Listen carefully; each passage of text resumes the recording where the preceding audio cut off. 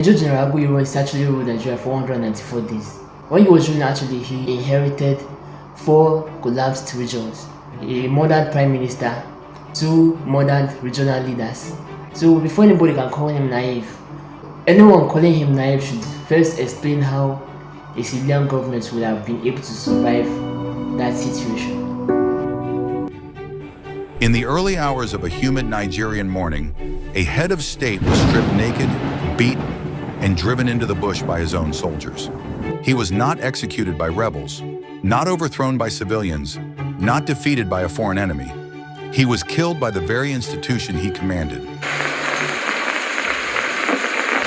2 months earlier, this same man had stood before a nation of over 55 million people and declared, without an election, without debate, that Nigeria would no longer be a federation. With a single decree, centuries of regional identity were dissolved. Federalism vanished. Power moved upward into one center, one command, one voice. To some, it sounded like unity. To others, it sounded like conquest. And buried beneath that decree was a silent truth foreign intelligence agencies were already documenting. The Nigerian army was no longer one army. This man was General Johnson Thomas Umunakwe Aguiyi-Ironsi.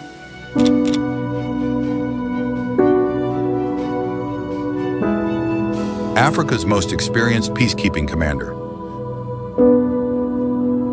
He believed discipline could save a nation. He believed order could replace politics. He believed unity could be commanded. He was wrong. Weeks before his death, warnings reached him from inside his own headquarters. One senior officer fled after delivering intelligence of an imminent mutiny. Others observed something colder, more dangerous. Not chaos, but patience. Soldiers were no longer angry. They were waiting. They whispered one phrase in barracks across the country: July rematch. Foreign governments were watching closely. Declassified CIA situation reports noted a lethal imbalance. Most foot soldiers were northern, most commanders southern. British diplomatic cables used a single word to describe the moment: explosive. But the man at the center of it all did not retreat. Instead, he traveled into hostile territory, into mutiny-soaked barracks, into history. What followed would trigger mass killings, ethnic pogroms, and a civil war that killed over 1 million people. And yet, this story is not about a villain. It is about a soldier who misunderstood power, a country forced together too quickly, and a warning written clearly in the archives that a state can survive corruption, but it rarely survives mistrust inside its army. This is the story of Aguiyi-Ironsi and how Nigeria crossed the point of no return.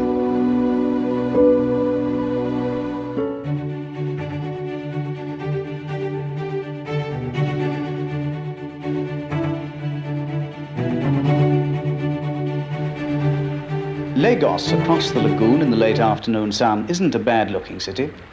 At this moment, Nigeria had no civilian government in control. Every regional leader with true power had been either executed or removed. So what you're seeing right here is not really a takeover, this is actually a vacuum. Its troubles have been internal.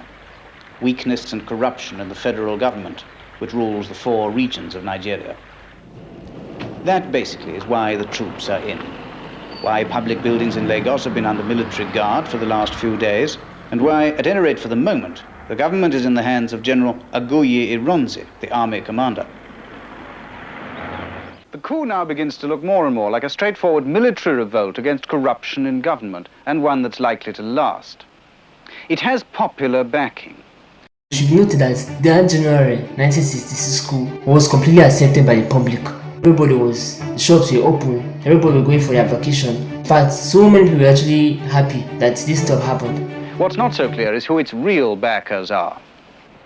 The man at present being put forward is the army commander, General Aguiyi-Ironsi, who arrived at the heavily guarded parliament buildings to hold the new administration's first press conference. The federal military government in Nigeria has taken over the administration of the country. My main concern is to restore law and order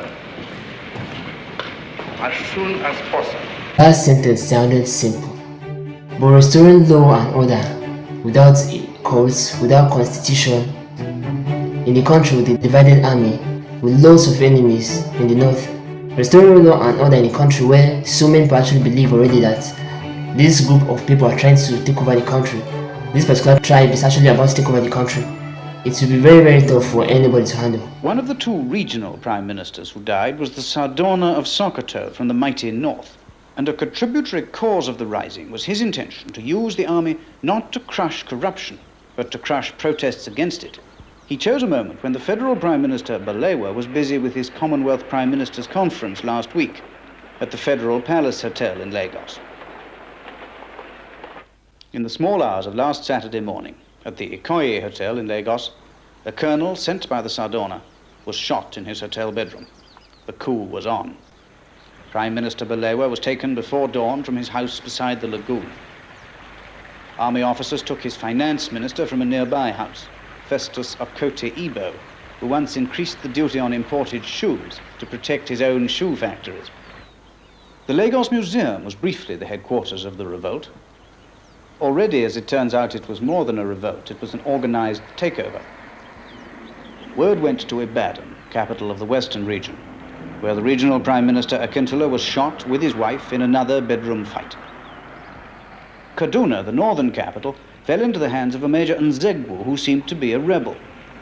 But when the army chiefs discarded the fiction that they were simply protecting the existing government, he was received into the fold. The day after the coup, you should note that that January 1966 coup was completely accepted by the public. The day after the coup, the Prime Minister was no more. The Premier of another region was killed. The following day at Lagos, the shops were open, everybody was going for their vacation. Everything went on normal. In fact, so many people were actually happy that this stuff happened. In Lagos, from all one gathers, the coup is cheerfully accepted, and the Sardona and Akintola are unlamented. Even Balewa's departure from office is likely to be more wept in London than in Lagos. As early as Sunday, the day after the coup, people pursued their ordinary diversions as if they still lived under one of the most stable governments in Africa. No one seemed distressed or puzzled. Perhaps they were right not to be. Perhaps it's all very simple. Gabriel Fagbore, a Lagos journalist, gave me his view of the takeover's real causes. From my own point of view, corruption, nepotism on the part of politicians of all parties, and the danger of internal strife in Nigeria swept the army into power. Some of these soldiers, I believe, are much more intelligent and much more patriotic than the politicians, whom we all condemn. What difference will it make if Balewa is found alive? I would very much wish that he's found alive, very much so. But there is no doubt that his weakness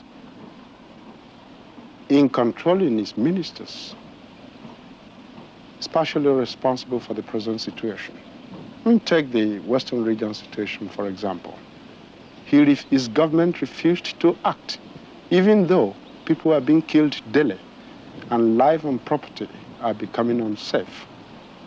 He refused to act. So you wouldn't expect people to want him to get his old job back? I wouldn't want him to get it back. And I know millions of Nigerians wouldn't. Because we want Nigeria to stay united, prosperous, and great. Now General Ironsi is setting up his cabinet of soldiers and civil servants, perhaps even feeling his way in foreign affairs. The big question still unanswered, of course, is whether there's anyone behind Ironsi.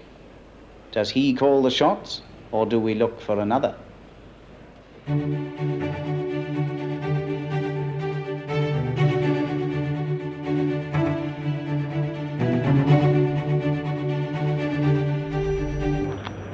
From the information at my disposal, the cabinet decided to transfer power to him as the general officer commanding the armed forces.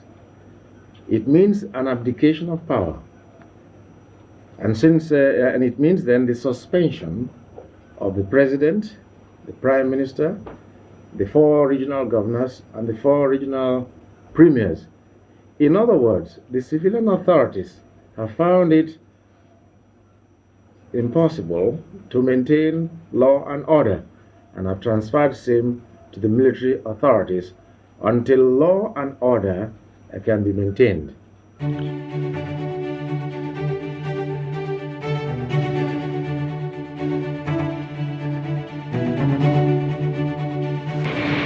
Will there be press censorship during this regime? I do not think that I should start off with press censorship. My main concern is to restore law and order as soon as possible.